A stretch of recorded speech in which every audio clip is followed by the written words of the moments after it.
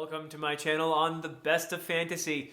Today I am doing the Converse sneakers book tag. This was an original tag created by Christine Valstad, and I will put a link in the description below to her video of the tag.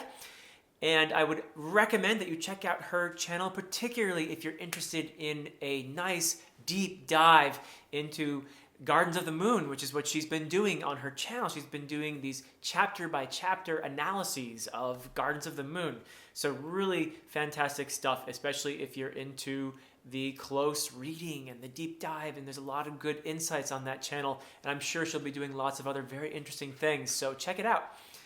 And the question, actually, and there is just one question on the tag, is this: what book or books shaped you as a teenager and, as a result, influence how you see all other literature today? So I do have some responses to this. And by the way, she also, if you're interested in doing the tag, has stipulated that if you didn't read much as a teenager, you could answer the question with whatever formative period you had in terms of your reading life. So if that happened later on, then absolutely fine.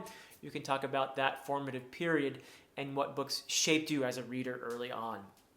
But I did read as a teen, and it all began for me really with comic books. Probably in my preteen years, actually. I used to collect comics in the late 1970s, early 80s, into the mid 80s, up until probably the end of 7th grade or so, I would say. And 7th grade was a great year for comic collecting for me. I used to actually leave school. I wasn't supposed to do this, but I wasn't a bad kid or anything. I was probably because I was a fairly well-behaved kid. I was able to sneak out of the school without anybody questioning me. And I would go to where I could buy my comics, and I would skip lunch and just read comics. I would buy my comics and spend the time in privacy reading. And comics were an escape for me from the tumult of school. I'm sure many people have some pretty awful memories of middle school, they call it these days. We used to call it junior high, 7th and 8th grade, that is. But yeah, comics, and I loved the X-Men, I loved Spider-Man, and I used to collect mostly Marvel comics, but I do have some DC ones as well, and I have actually shown off my comic book collection in one of my videos. It's the addendum to my bookshelf tour. And so I still have those comics from the late 70s up until the mid 80s. And the fact that I have held on to them probably tells you that they were formative for me, that they were special for me in some way. And I think that escape factor is probably one of the most important things there. And I had a lot of fun with them. So probably a lot of my ideas about stories and narration early on came from comic books.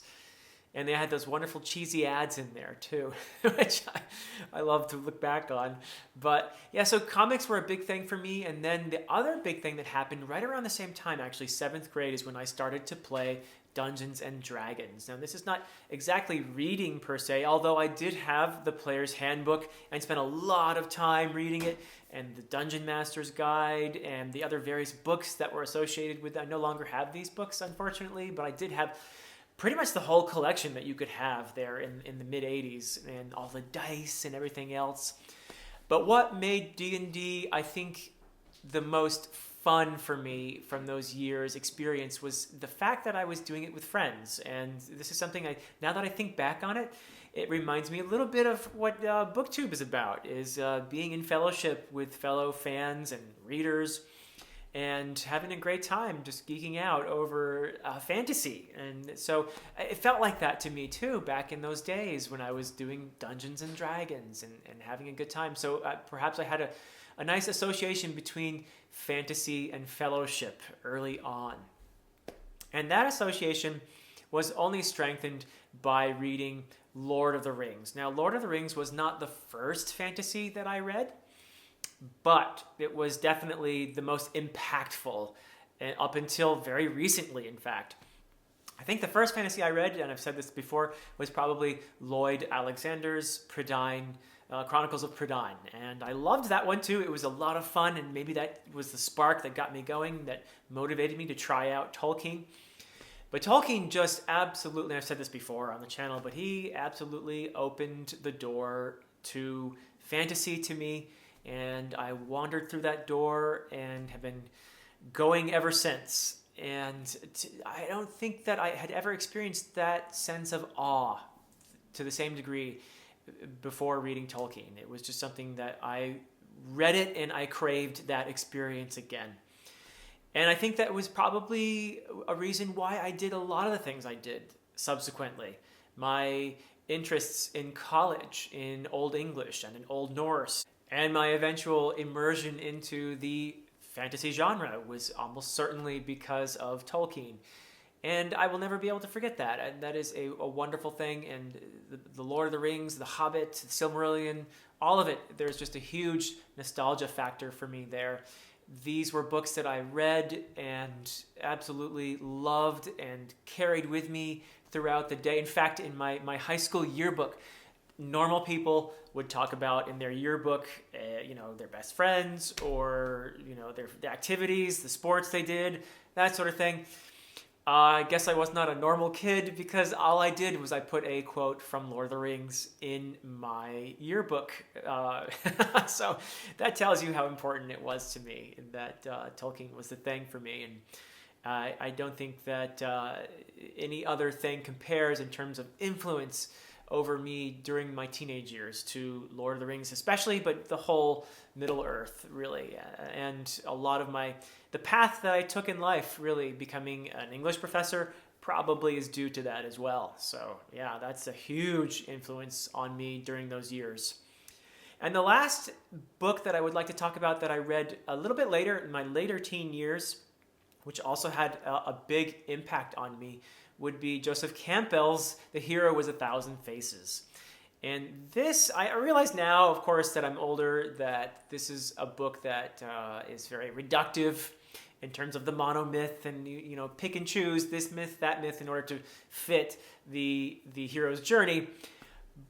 But at the time, it really opened up a lot of doors for me. It showed me a lot of things that I didn't know I needed, and I can remember the excitement that I felt reading this book, learning about different mythologies around the world, and being excited by the fact that people all over the world could be connected by stories, and that stories were something that could bring people together. It could address people's psychological needs and could explain where we've come from and to some degree even where we're going. So yeah, I felt another, I guess you could say, sense of awe reading Joseph Campbell and being excited to read the various myths that he referred to in The Hero with a Thousand Faces. And then later I read some of his other books as well. So that was a big influence on me and where I ended up going in my education and where I am today. And I probably influenced a lot of how I approached fantasy for the longest time as well, until fairly recently. Many of you know, if you've been following my channel, how much I have just enjoyed and adored getting to know the series The Malazan Book of the Fallen in recent years, which has certainly, in many good and healthy ways, challenged my previous assumptions about fantasy and about storytelling and so many other things. So a lot of the views that I held for many years were due to Tolkien and Lord of the Rings, and I think probably to some degree Joseph Campbell's The Hero with a Thousand Faces. These were big influences on me, and I haven't just dropped them either. They're still important to me. But let's just say that now I am entering a period when I appreciate perhaps a more complex view of storytelling, and also a deeper appreciation of the diversity that is becoming more and more the norm in fantasy. So, and that is something that enriches my love of the genre more than anything. So it's been a pretty awesome journey. But yeah, those four things: the comic books, Dungeons and Dragons, Tolkien, and The Hero with a Thousand Faces by Joseph Campbell. These are probably some of my biggest. I read a lot of other things when I was a teenager too. I can remember vividly reading Moby Dick by Herman Melville, for example, or Dostoevsky's Crime and Punishment. Read a lot of things. Some of them was for school, and some of it was just because I felt like it. And these all had a big impact on me in one way or another. But I would say that those four things were the biggest looking back, perhaps. So So that's my answer to the Converse sneakers book tag. I hope you've enjoyed my rambling there.